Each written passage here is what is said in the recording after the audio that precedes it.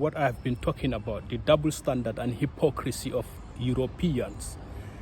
How can you always take offense anytime we talk about slavery and colonialism? You keep telling us that these are long gone, that slavery is long time. We should not always blame our mishaps, our misfortunes on colonialism and slavery, because these are long gone. You can sit as a white person, you can sit on your TV and criticize black people when we complain about all this colonialism and slavery, and when we complain that you still don't pay reparations. You go always take offense. Always take offense.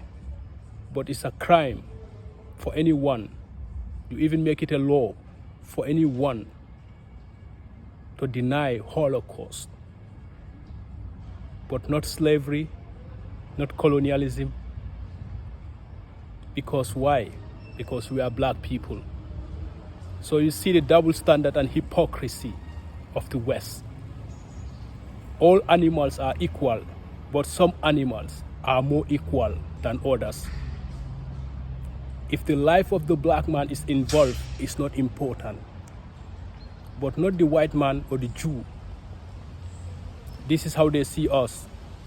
But we're still asking, until you pay reparations, you officially apologize for all the atrocities during slavery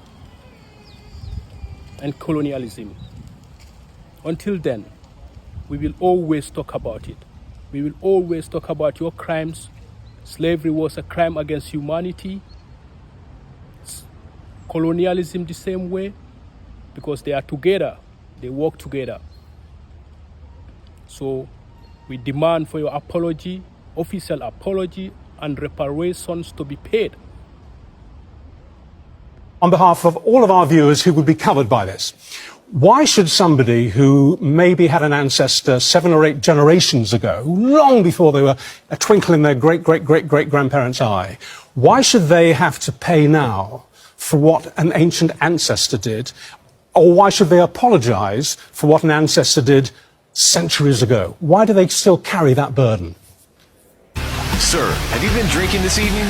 Sir, have you been drinking tonight? Oh, it's not a burden at all. You are one of the beneficiaries of that slave trade. Damn! So this is not a burden. You should be concerned, and you should pay, because you today are still benefiting from the greatest indignity to a human being, and that is the slave trade. And not only did you benefit during the slave trade and your country developed, but look at what it caused the developing world. During slavery, resources was used to build your country, build up your capacity. You were able to then become competitive. You were able to invest in mechanization, and developing countries like ours were left behind. So you should be very concerned, because you are a prime beneficiary of the exploits of slavery. So put a figure on it, please, because it always comes down to the bottom line. How much should an individual taxpayer in a country like the UK be signing a cheque to a country like yours, Ghana? Well, it's easy to calculate. We can use the time value of money.